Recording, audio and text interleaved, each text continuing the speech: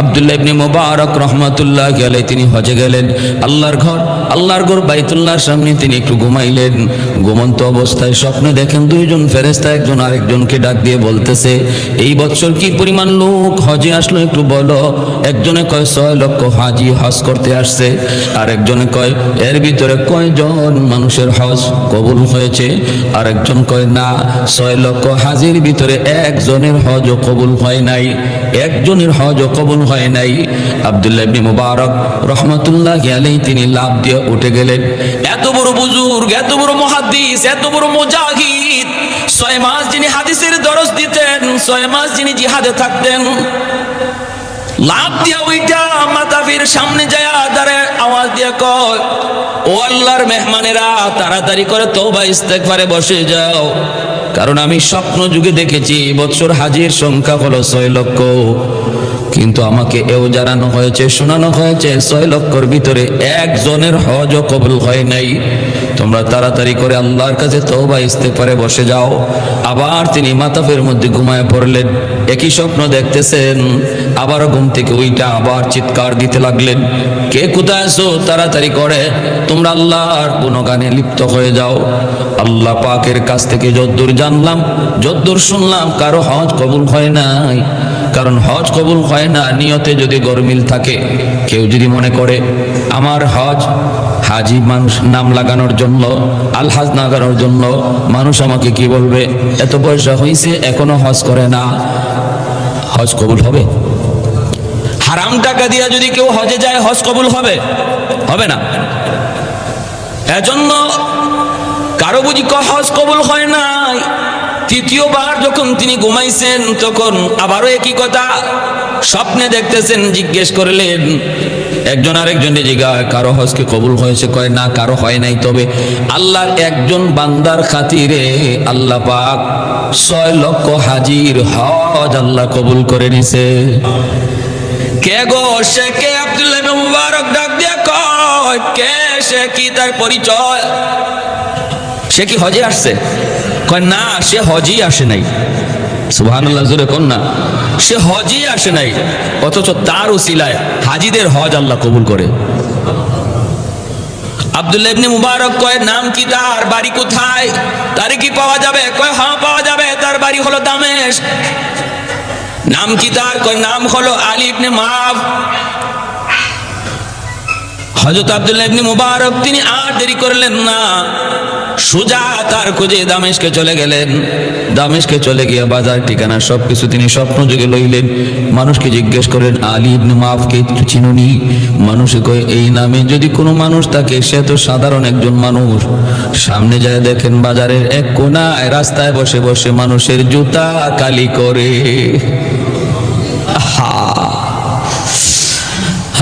আর আমরা হালাল কোনো কাজ, সেটা যদি ছোট্ট হয়, নিম্নমানের হয়, আমরা এটা ঘৃণা করি। মনে এই কাজ করে, রিক্সা চালায়, ওই মুদির দোকানদারি করে, এটা করে। কি মনে করলা তুমি?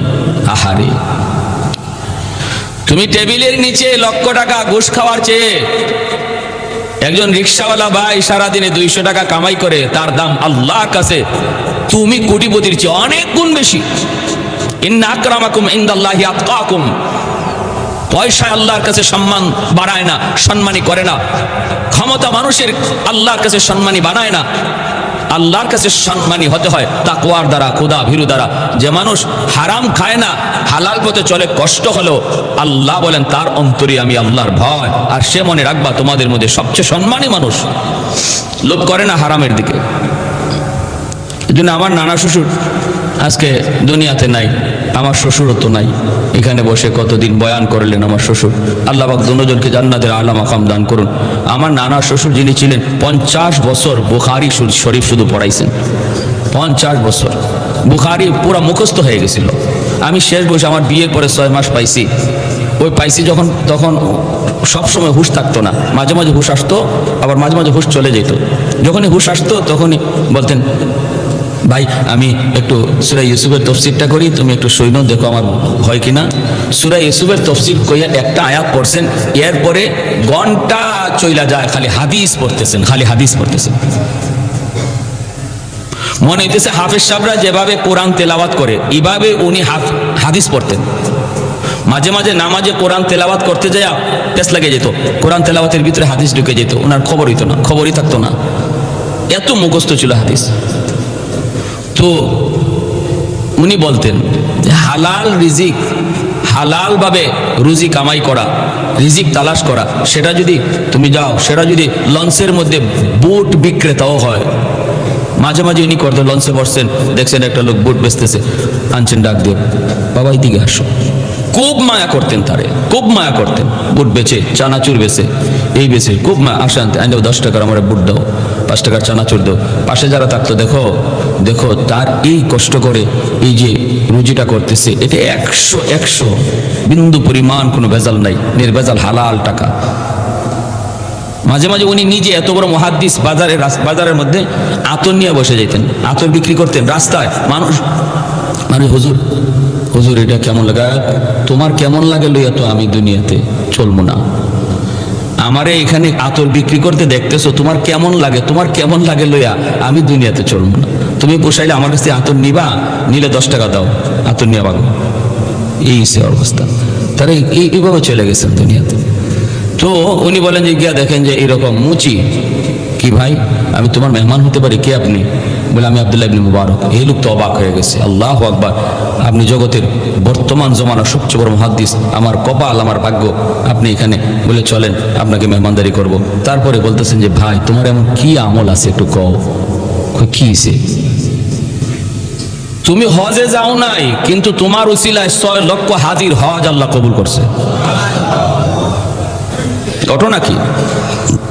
সে সেজদায় পড়ে আল্লাহর কাছে কাঁদতে শুরু করছে। আলী মাফ, আল্লাহর কাছে কাঁদতেছে সেজদায় পড়ে,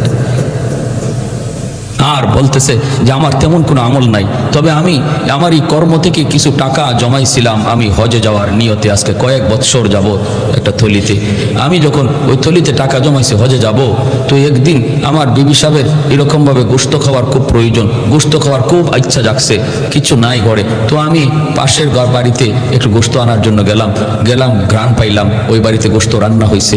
গিয়ে ওই মহিলাকে বললাম, মাগো একটু গোশত দিবা, আমার বিবি খাইতে চায়। তখন ওই ঘর থেকে মহিলা কান্দে আর বলে, এই গোশত তোমার জন্য হালাল নয়, এই গোশত শুধু আমার জন্য হালাল। কেন?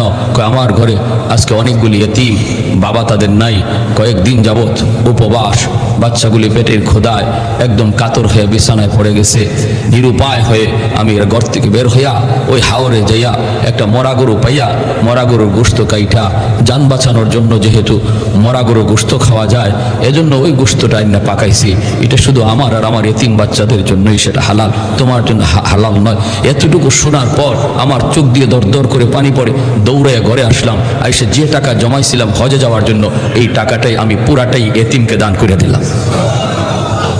সুবহানাল্লাহ, সুবহানাল্লাহ। এক ইহুদি আর এক মুনাফিকের মাঝে ঝগড়া, ইহুদি আর মুনাফিকের ভিতরে ঝগড়া। কিন্তু মুনাফিককে, তার খবর তো মদিনার মানুষও জানে না, সাহাবীরাও জানেন না। মুনাফিক কে বা কারা, এদের খবর শুধু আল্লাহ তার নবীকে জানান। কারণ মুনাফিকের নেফাক হলো অন্তরের ভিতর, যার অন্তরে ঈমান নাই কিন্তু মুখে মুখে শুধু মুমিন। দ্বিমুখী আচরণ, মুখে মুখে একরকম, দিলের ভিতরে অন্যরকম। দিলের ভিতরে ঈমান নাই, মুখে নবী নবী নবী। আসেনি না নাই? আসেনি না নাই? দিলের ভিতরে ঈমান নাই, কিন্তু দুনিয়ার স্বার্থ হাসিলের জন্য, কোন পথ পাওয়ার জন্য, কোন টার্গেট নেওয়ার জন্য সে লেবাস ধরছে। মাঝে মাঝে হজও যায়, কিন্তু দিলের ভিতরে বিন্দু পরিমাণ ঈমান নাই। দিলের ভিতরে বিন্দু পরিমাণ ঈমান নাই, বরং ইসলাম নিয়ে তার বিদ্বেষ। লেবাস ধরছে। এই জিনিসটা আমরা বুঝি না, আমরা নিশ্চিতভাবে কাউরে বলতেও পারবো না। দিলের হালত শুধু একমাত্র জানেন কে? নবী জানেন। এটা আসতে কোন কেন? এতদিনে ওয়াজ শুনে আপনারা এটা যদি আসতে কোন আমার, তাহলে তো আমার সারা জীবনে ওয়াজ এখানে শেষ। মনের খবর জানেন শুধু কে? নবী জানেন। হ্যাঁ, আল্লাহু আলিমুম বিযাতিস সুদূর, অন্তরের খবর জাননেওয়ালা শুধুমাত্র কেবলমাত্র আল্লাহ। নবী পর্যন্ত জানেন না, তাহলে আমার দয়াল বাবা জানতে পারে না, আমার পীর বাবা জানতে পারে না। যদি এরম ধারণা রাখি ঈমান থাকবে না। এজন্য অন্তরের খবর জানেন আল্লাহ।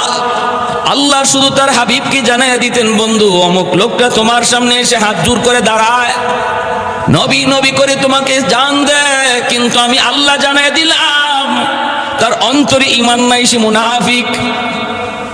মায়ার নবীও তার নামটা চিনে নিতেন, তারে চিনে নিতেন। জিব্রাইল মারফতে নবীকে জানানোর পর নবী চিনে নিতেন। এই কথাটা আল্লাহর নবী কাউকে বলতেন না। ও যে মুনাফিক, নবী তার সাহাবীদেরকে বলতেন না, কিন্তু নবী জানতেন ঠিকই।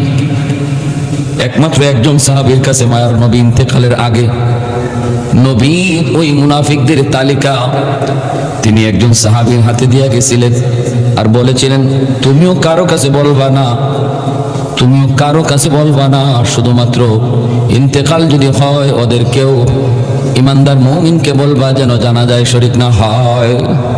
শুধু এতটুকু, কারণ এর আগে যদি বলো বিপদ হতে পারে, হামলা হতে পারে, তারে কেউ ক্ষতি করতে পারে। যারে বেঈমানের বেঈমানি, এত বড় বেঈমান এ আমাদের সাথে থাইকা বেঈমানি করে। না না, আল্লাহ নবী দরদ নবী, মানবতার নবী, কি মানবতা শিখায় গেছেন। দুশ্মন পাশে বসে দুশ্মনী করে, এরপরও আল্লাহর নবী তার কোনো ক্ষতি করেন না, তার সাথে কোনো উচ্চ বাক্য করেন না, সতর্ক থাকেন। যেরকম সুবহানাল্লাহ। কি মানবতা শিখাইবা তোমরা? তোমরা কি দেখাবা, কি শিখাবা? শিখে যাও ইসলাম থেকে মানবতা কাকে বলে।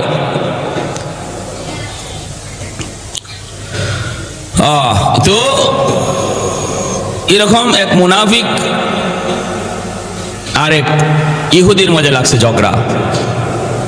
মুনাফিক তো নিজের মুসলমান পরিচয় দেয়, তাহলে তার তো কোনো টেনশন নাই। ইহুদি কইতেছে, চলো আমাদের নেতার কাছে যাব না, বিচার তোমাদের নেতার কাছে নিয়ে যাব, মুহাম্মদুর রাসূলুল্লাহর কাছে। কারণ মদিনায় ইহুদিরা কাব ইবনে আশরাফ তাদের লিডার, তার কাছে যেত না বিচার নিয়ে ইহুদিরাও তাদের নিজস্ব বিচার মুহাম্মদুর রাসূলুল্লাহ সাল্লাল্লাহু আলাইহি ওয়াসাল্লামের কাছে হাজির হইতো মদিনার ইহুদিরা। কারণ ওরা জানতো যে মুহাম্মদুর রাসূলুল্লাহ বিচার করার ক্ষেত্রে কে কোন ধর্মের, কে কার ভাই, কে কার ছেলে, কে কার দুলাভাই, এগুলা মুহাম্মদুর রাসূলুল্লাহর কাছে নাই। এটা ইহুদিরা ভালো করে বুঝতো। এজন্য ওরাই ওদের নেতা বাদ দিয়া নবীজির কাছে বিচার নিয়ে হাজির হইত।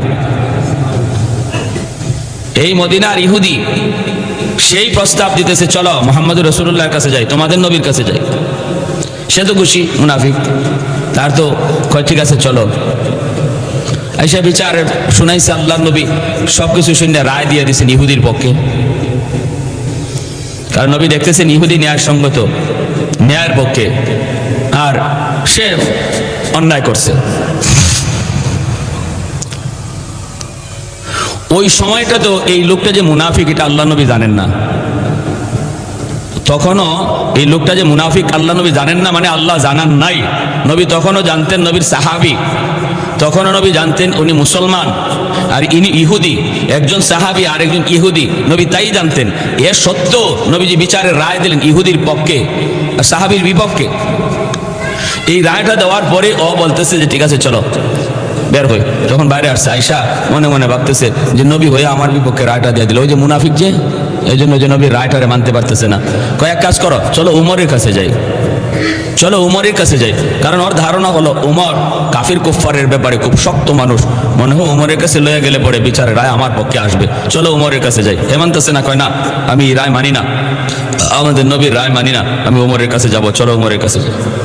ইহুদি বেচারা এখন ঠিক আছে চলো যাই, তুমি আমার জিনিস যদি না দাও আমি তো জোর করে নিতে পারবো না, যার কাছে যাইতে বলবা তার কাছেই যাইতে হবে, কি করার। চলো যাই উমরের কাছে যাই। হযরত উমর ফারুক রাদিয়াল্লাহু তাআলা আনহুর কাছে আসলো। উমর ফারুক রাদিয়াল্লাহু তাআলা আনহুর কাছে আইসেই ওই ইহুদি আগে বলতেছে যে মামলা আপনার কাছে এনেছি, তবে মামলাটা এর আগে নবীর দরবারে ছিল, আপনাদের নবীর দরবারে। তারপর নবী যে রায় দিচ্ছেন কিন্তু রায়টা তার মনোভূত হইতেছে না, রায়টা আমার পক্ষে গেছে, এজন্য আপনার কাছে বিচার নিয়ে আসছে। বিষয়টা হলো এই, আমাদের সমস্যাটা হলো এই। হযরত ওমর রাদিয়াল্লাহু তাআলা বলেন, কি ব্যাপার, বিচার নবীজির কাছে নিয়ে গেছিলেন নাকি? মুনাফিকরা বলতেছেন, বলে হ্যাঁ। হযরত ওমরও তখন জানেন সে মুসলমান। বিচার নবীজির কাছে গেছিল নাকি? বলে জি। বিচার নবী করেন নাই? বলে জি নবীজি করছেন, কিন্তু আমার বুঝে পড়ে না। তো হযরত ওমর বলেন, আমি বুঝে পড়ার ব্যবস্থা করতেছি, একটু বসো। এখানে বসায় তুই ভিতরে ঢুকছেন, ঢুকে তলোয়ারটা নিয়ে আইছেন। তলোয়ারটা আইনা একদম মুহূর্তের ভিতরে এক কুবে তোর কল্লা আলাদা। আর শুধু এতটুকু বলছেন, মুহাম্মদুর রাসূলুল্লাহ সাল্লাল্লাহু আলাইহি ওয়াসাল্লাম রহমতের নবীর বিচার যে মানতে পারে না, তার বিচার এটাই উত্তম। এই বলে খতম, শেষ। এখন তার আত্মীয় স্বজন যারা ছিল সব নবীজির কাছে বিচার নিয়ে আসছে। ওমর মুসলমানকে হত্যা করছে, জটিল মামলা। নবীর আদালতে হযরত ওমর খুনি, ওমরের বিরুদ্ধে খুনের মামলা। এত বড় জলিল কদর সাহাবী, আল্লাহর নবী চিন্তায় পড়ে গেলেন। শরীয়তের বিধি মোতাবেক খুনের বদলা খুন, আল কাতলু বিল কাতল। কেউ যদি কাউকে খুন করে তার বদলে তার খুন করতে হবে, তাহলে এটা কোরআনের আইন। হযরত ওমর ফারুক রাদিয়াল্লাহু তাআলা আনহুর বিরুদ্ধে রায় তো এমনই হবে। নবী চিন্তায় পড়ে গেছেন, মদিনার সমস্ত মানুষ চিন্তায় পড়ে গেল, এখন কি হবে। ওমর আল্লাহর কাছে ফয়সালা চাইলেন, আল্লাহ তুমি উত্তম ফয়সালাকারী, তুমি উত্তম ফয়সালা করো। আমি এটা বুঝছি, আমার নবীর বিচার যে মানতে পারে না, তার বিচার এর চেয়ে ভালো হওয়ার কোনো আশা করা যায় না। করছেন আল্লাহ পাক সাথে সাথে পবিত্র কোরআনের আয়াত নাজিল করে জিব্রাইলকে পাঠায় বলতেছেন, যাও আমার বন্ধুকে জানায় দাও, যারে হত্যা করা হয়েছে সে মুমিন নয়, সে মুনাফিক। আল্লাহ পরিচয় দিয়ে দিচ্ছেন আর বলতেছেন, ওমরের বিচার যা করেছে এই বিচারের পক্ষে আল্লাহর রায় আছে। যেরকম সুবহানাল্লাহ। ওমর যে সিদ্ধান্ত নিয়েছে আল্লাহও তার একই সিদ্ধান্তে রাজি। এজন্য পবিত্র কোরআনের প্রায় 20-এরও উপরে অনেক জায়গায়, 21 থেকে 27টা জায়গায় হযরত ওমর ফারুক রাদিয়াল্লাহু তাআলা আনহু তিনি যে রায় দিয়েছেন, আরশের মালিক তিনি ওই রায় দিয়েছেন। সুবহানাল্লাহ, 1-2 জায়গা নয়।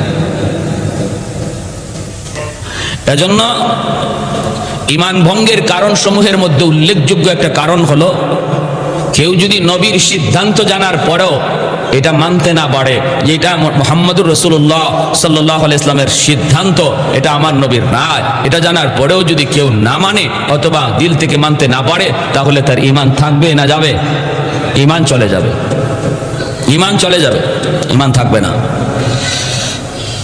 এজন্য ঈমান ভঙ্গের কারণগুলা আজ 3টা জুম্মা যাবত আমি আপনাদেরকে অল্প অল্প করে শোনাইলাম। এর মধ্যে উল্লেখযোগ্য আরেকটা কারণ হলো, কোনো মানুষকে কেউ যদি শরীয়তের ঊর্ধ্বে মনে করে, কোনো মানুষকে কেউ যদি শরীয়তের ঊর্ধ্বে মনে করে, তাহলে তার ঈমান থাকে না, যায়, চলে যায়। সে যত বড় বুজুর্গ হোক, যত বড় আল্লাহওয়ালা হোক, সে যত বড় পীর হোক, যত বড় কুতুব হোক, আমার দৃষ্টিতে আমার পীর যত বড় কুতুব হোক, যদি আমি বলি আমার পীরের শরীয়ত লাগে না, তিনি শরীয়তের ঊর্ধ্বে, সাথে সাথে ঈমান চলে যাবে, সাথে সাথে। ওযু ভঙ্গের কারণ তো জানতেছি মোটামুটি, নামাজ ভঙ্গের কারণ। ঈমান ভঙ্গের কারণ কতবার কয়বার আলোচনা করি আর করবার শুনি। হ্যাঁ, ভাইরা আমার, এজন্য বলতেছিলাম আল্লাহর নবী রহমতের নবী, মায়ার নবী, আল্লাহ নবী রহমতের নবী, মায়ার নবী, যে সিদ্ধান্তগুলা, নবীজির যেই মত, এই মতটাকে নিজের মত মনে করা, নবীর পথটারে নিজের পথ মনে করা, নবীর তরিকাকে নিজের তরিকা মনে করা। নবীর তরিকার চেয়ে অন্য কোনো তরিকাকে যদি আমি বেশি পছন্দ দেই, নবীর তরিকার চেয়ে অন্য কোনো তরিকাকে যদি আমি বেশি দিলে জায়গা দিই, তাহলে ঈমান খাতরার ভিতরে আছে, প্রচন্ডভাবে খাতরার ভিতরে আছে। ভাইরা, জন্যই সর্বদা খেয়াল রাখা, আমার এত বড় দৌলত, দৌলতে ঈমান। আল্লাহ আমাকে এত মায়া করে, এত দয়া করে আল্লাহ আমাকে দিয়েছেন, যার জন্য কোনো দরখাস্ত ছিল না, যার জন্য কোনো আবদার ছিল না, যার জন্য আল্লাহর কাছে আমার কোনো ধরনের অ্যাপ্লিকেশনও ছিল না। এত দয়া করে, এত মায়া করে যেই মালিক আমাকে এত বড় দৌলত আমাকে দান করলেন, সেই দৌলত যেন হেফাজত থাকে। কারণ যে জিনিস যত দামি হয়, এই জিনিসের ডাকাত তত বড় হয়। ঠিক না? যে জিনিসের যত মূল্য বেশি হয় এই জিনিসের ডাকাত তত এক্সপার্ট হয়। গ্রামের চোর আর ব্যাংক ডাকাত কোনোদিন এক নয়। গ্রামের চোর অশিক্ষিত, ও চিনে না, আর ব্যাংক ডাকাত সে কম্পিউটার চালানি ভালো করে জানে, ঠিক না? লক কেমনে খুলতে হয় ওটা ভালো করে জানে। সাধারণ কোনো শিক্ষিত নয়। এজন্য যে জিনিস যত দামি হয় এই জিনিসের ডাকাত তত বড় হয়, এই জিনিসের চোর তত অভিজ্ঞ হয়। এই দুনিয়ার সবচেয়ে বড় দৌলত যেহেতু ঈমান, এজন্য ঈমানের ডাকাত হলো দুনিয়ার সবচেয়ে বড় পাওয়ারফুল। কারণ ঈমানের ডাকাত হলো ইবলিস, আর দুনিয়ার ডাকাত হাতে নাতে ধরা যায়। মালের ডাকাত, টাকা পয়সার চোর হাতে নাতে ধরা যায়, কিন্তু ঈমানের ডাকাতকে হাতে নাতে ধরা যায় না। দুনিয়ার চোরকে দেখা যায়, কিন্তু ঈমানের চোর আর ডাকাতকে দেখাই যায় না। তাহলে এটা কত বড় ডাকাত! ভাইরা, আমার জন্য বলতেছিলাম একটু মনোযোগ দিয়া সর্বদা খেয়াল রাখবো, আমার আমলের ভিতরে যেন ইখলাস থাকে, আমার আমলের ভিতরে যেন নিয়ত ভালো থাকে, আমার আমলের ভিতরে যেন আল্লাহ রেজামন্দি থাকে, আল্লাহকে খুশি করা এই নিয়ত থাকে, লোক দেখানো ভাব যেন অন্তরের ভিতরে না থাকে। আব্দুল্লাহ ইবনে মুবারক রহমাতুল্লাহ আলাইহি তিনি হজে গেলেন। আল্লাহর ঘর বাইতুল্লাহর সামনে তিনি একটু ঘুমাইলেন। ঘুমন্ত অবস্থায় স্বপ্নে দেখেন দুইজন ফেরেশতা একজন আরেকজনকে ডাক দিয়ে বলতেছে, এই বছর কি পরিমাণ লোক হজে আসলো একটু বলো। একজনে কয় 6 লক্ষ হাজি হজ করতে আসছে, আর একজনে কয় এর ভিতরে কয়জন মানুষের হজ কবুল হয়েছে, আর একজন কয় না 6 লক্ষ হাজির ভিতরে একজনের হজও কবুল হয় নাই, একজনের হজও কবুল হয় নাই। আব্দুল্লাহ ইবনে মুবারক রহমাতুল্লাহি আলাইহি তিনি লাফ দিয়ে উঠে গেলেন। এত বড় বুজুর্গ, এত বড় মুহাদ্দিস, এত বড় মুজাহিদ, 6 মাস যিনি হাদিসের দরস দিতেন, 6 মাস যিনি জিহাদে থাকতেন, লাভ দিয়া ওইটা মাতাফির সামনে যায় দাঁড়ায় আওয়াজ দিয়ে কয়, ও আল্লাহর মেহমানেরা তাড়াতাড়ি করে তওবা ইস্তেগফারে বসে যাও, কারণ আমি স্বপ্ন যুগে দেখেছি বছর হাজির সংখ্যা হলো 6 লক্ষ, কিন্তু আমাকে এও জানানো হয়েছে, শোনানো হয়েছে 6 লক্ষর ভিতরে একজনের হজও কবুল হয় নাই। তোমরা তাড়াতাড়ি করে আল্লাহর কাছে তওবা ইস্তেগফারে বসে যাও। আবার তিনি মাতাফের মধ্যে ঘুমায় পড়লেন।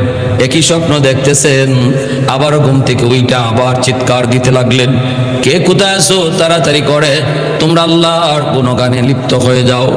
আল্লাহ পাকের কাছ থেকে যদ্দূর জানলাম, যদ্দূর শুনলাম, কারো হজ কবুল হয় নাই।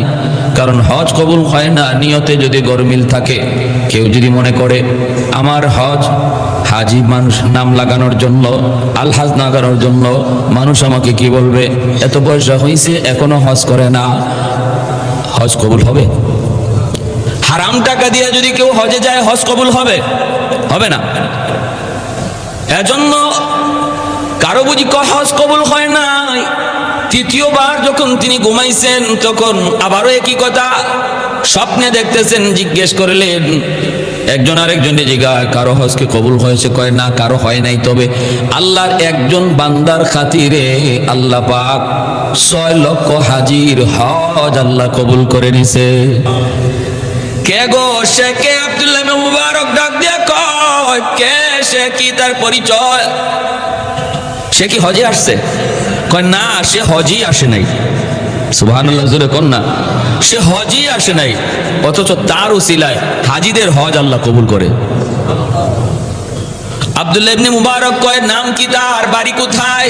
তারে কি পাওয়া যাবে? কয় হ্যাঁ পাওয়া যাবে, তার বাড়ি হলো দামেস্ক। নাম কি তার? কয় নাম হলো আলী ইবনে মাআব।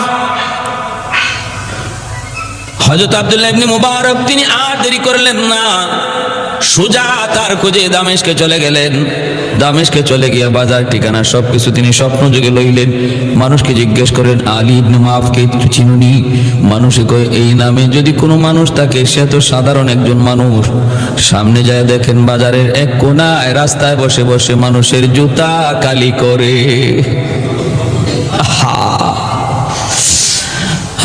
আর আমরা হালাল কোনো কাজ, সেটা যদি ছোট্ট হয়, নিম্নমানের হয়, আমরা এটা ঘৃণা করি। মনে এই কাজ করে, রিক্সা চালায়, ওই মুদির দোকানদারি করে, এটা করে। কি মনে করলা তুমি? আহারে, তুমি টেবিলের নিচে লক্ষ টাকা ঘুষ খাওয়ার চেয়ে একজন রিক্সাওয়ালা ভাই সারাদিনে 200 টাকা কামাই করে, তার দাম আল্লাহর কাছে তুমি কোটিপতির চেয়ে অনেক গুণ বেশি। ইন্না আকরামাকুম ইনদাল্লাহি আতকাকুম। পয়সা আল্লাহর কাছে সম্মান বাড়ায় না, সম্মানী করে না। ক্ষমতা মানুষের আল্লাহর কাছে সম্মানী বানায় না। আল্লাহর কাছে সম্মানী হতে হয় তাকওয়ার দ্বারা, খোদা ভীরু দ্বারা। যে মানুষ হারাম খায় না, হালাল পথে চলে, কষ্ট হলো, আল্লাহ বলেন তার অন্তরে আমি আল্লাহর ভয়। আর সে মনে রাখবা তোমাদের মধ্যে সবচেয়ে সম্মানী মানুষ লোভ করে না হারামের দিকে। এই জন্য আমার নানা শ্বশুর আজকে দুনিয়াতে নাই, আমার শ্বশুরও তো নাই। এখানে বসে কতদিন বয়ান করলেন আমার শ্বশুর। আল্লাহ পাক দুজনকে জান্নাতের আলা মাকাম দান করুন। আমার নানা শ্বশুর যিনি ছিলেন 50 বছর বুখারী শরীফ শুধু পড়াইছেন। 50 বছর বুখারী পুরা মুখস্থ হয়ে গেছিল। আমি শেষ বয়সে আমার বিয়ের পরে 6 মাস পাইছি। ওই পাইছি যখন, তখন সবসময় হুঁশ থাকতো না, মাঝে মাঝে হুঁশ আসতো, আবার মাঝে মাঝে হুঁশ চলে যেত। যখনই হুঁশ আসতো তখনই বলতেন, ভাই আমি একটু সূরা ইউসুফের তফসিরটা করি, তুমি একটু সৈন্য দেখো আমার হয় কিনা। সূরা ইউসুফের তফসির কইয়া একটা আয়াত পড়ছেন, এরপরে ঘন্টা চইলা যায় খালি হাদিস পড়তেছেন, খালি হাদিস পড়তেছেন। মনে হইতেছে হাফেজ সাহেবরা যেভাবে কোরআন তেলাওয়াত করে এইভাবে উনি হাদিস পড়তেন। মাঝে মাঝে নামাজে কোরআন তেলাওয়াত করতে যায় পেছ লাগে যেত, কোরআন তেলাওয়াতের ভিতরে হাদিস ঢুকে যেত, ওনার খবর হইতো না, খবরই থাকতো না, এত মুখস্থ ছিল হাদিস। তো উনি বলতেন যে হালাল রিজিক, হালাল ভাবে রুজি কামাই করা, রিজিক তালাশ করা, সেটা যদি তুমি যাও, সেটা যদি লঞ্চের মধ্যে বুট বিক্রেতাও হয়। মাঝে মাঝে উনি করতেন, লঞ্চে বসছেন, দেখছেন একটা লোক বুট বেচতেছে, আনছেন ডাক দিয়ে, বাবা এদিকে আসো। খুব মায়া করতেন তারে, খুব মায়া করতেন। বুট বেচে, চানাচুর বেচে, এই বেচে খুব মায়া। আসেন আনও 10 টাকার আমার বুট দাও, 5 টাকার চানাচুর দাও। পাশে যারা থাকতো, দেখো দেখো তার এই কষ্ট করে এই যে রুজিটা করতেছে, এটা 100 বিন্দু পরিমাণ কোনো ভেজাল নাই, নির্ভেজাল হালাল টাকা। মাঝে মাঝে উনি নিজে এত বড় মুহাদ্দিস, বাজারের মধ্যে আতর নিয়ে বসে যেতেন, আতর বিক্রি করতেন রাস্তায়। মানুষ হুজুর হুজুর এটা কেমন লাগে, তোমার কেমন লাগে লইয়া তো আমি দুনিয়াতে চলবো না। আমারে এখানে আতর বিক্রি করতে দেখতেছো, তোমার কেমন লাগে, তোমার কেমন লাগে লইয়া আমি দুনিয়াতে চলবো না। তুমি পোষাইলে আমার কাছে আতর নিবা, নিলে 10 টাকা দাও, আতর নিয়ে পাবো। এই সে অবস্থা, তারা এইভাবে চলে গেছেন দুনিয়াতে। তো উনি বলেন যে গিয়া দেখেন যে এরকম মুচি, কি ভাই আমি তোমার মেহমান হতে পারি? কে আপনি? বলে আমি আব্দুল্লাহ ইবনে মুবারক। এই লোক তো অবাক হয়ে গেছে, আল্লাহু আকবার, আপনি জগতের বর্তমান জমানার সবচেয়ে বড় মুহাদ্দিস, আমার কপাল, আমার ভাগ্য, আপনি এখানে। বলে চলেন আপনাকে মেহমানদারি করব। তারপরে বলতেছেন যে ভাই তোমার এমন কি আমল আছে একটু কও। কি সে? তুমি হজে যাও নাই, কিন্তু তোমার উসিলায় 6 লক্ষ হাজির হজ আল্লাহ কবুল করছে। ঘটনা কি? সে সেজদায় পড়ে আল্লাহর কাছে কাঁদতে শুরু করছে। আলিম মাফ, আল্লাহর কাছে কাঁদতেছে সেজদায় পড়ে, আর বলতেছে যে আমার তেমন কোনো আমল নাই, তবে আমি আমার এই কর্ম থেকে কিছু টাকা জমাইছিলাম আমি হজে যাওয়ার নিয়তে। আজকে কয়েক বৎসর যাব একটা থলিতে, আমি যখন ওই থলিতে টাকা জমাইছি হজে যাব, তো একদিন আমার বিবি সাহেবের এরকমভাবে গোশত খাওয়ার খুব প্রয়োজন, গোশত খাওয়ার খুব ইচ্ছা জাগছে, কিছু নাই ঘরে। তো আমি পাশের বাড়িতে একটু গোশত আনার জন্য গেলাম, ঘ্রাণ পাইলাম ওই বাড়িতে গোশত রান্না হয়েছে। গিয়ে ওই মহিলাকে বললাম, মাগো একটু গোশত দিবা, আমার বিবি খাইতে চায়। তখন ওই ঘর থেকে মহিলা কান্দে আর বলে, এই গোশত তোমার জন্য হালাল নয়, এই গোশত শুধু আমার জন্যই হালাল। কেন? আমার ঘরে আজকে অনেকগুলি এতিম, বাবা তাদের নাই, কয়েকদিন যাবৎ উপবাস, বাচ্চাগুলি পেটের খোদায় একদম কাতর হয়ে বিছানায় পড়ে গেছে। নিরুপায় হয়ে আমি এর ঘর থেকে বের হইয়া ওই হাওরে যাইয়া একটা মরা গরু পাইয়া, মরা গরুর গোশত কাইটা, যান বাঁচানোর জন্য যেহেতু মরা গরুর গোশত খাওয়া যায়, এজন্য ওই গোশতটা না পাকাইছি। এটা শুধু আমার আর আমার এতিম বাচ্চাদের জন্যই সেটা হালাল, তোমার জন্য হালাল নয়। এতটুকু শোনার পর আমার চোখ দিয়ে দর দর করে পানি পড়ে, দৌড়ে ঘরে আসলাম। আইসে যে টাকা জমাইছিলাম হজে যাওয়ার জন্য, এই টাকাটাই আমি পুরাটাই এতিমকে দান করে দিলাম। সুবহানাল্লাহ, সুবহানাল্লাহ। এজন্যই মুহাদ্দিসিনে কেরাম বলেন, যার উপরে একবার হজ ফরজ হয়েছে তার উত্তম একবারই করা, এরপরে বারবার উমরায় যাওয়া। বাকি এরপরে যদি তোমার টাকা থাকে ওই হজে যাওয়ার টাকাটা যদি কোনো এতিমকে সাহায্য করো বা এতিমকে দেখাশোনা করো, এটা আল্লাহর কাছে অধিক প্রিয় হয়। মানুষের সেবায় যদি টাকাটা ব্যয় হয়, প্যারে হাদিরিনের জন্য বলতেছি,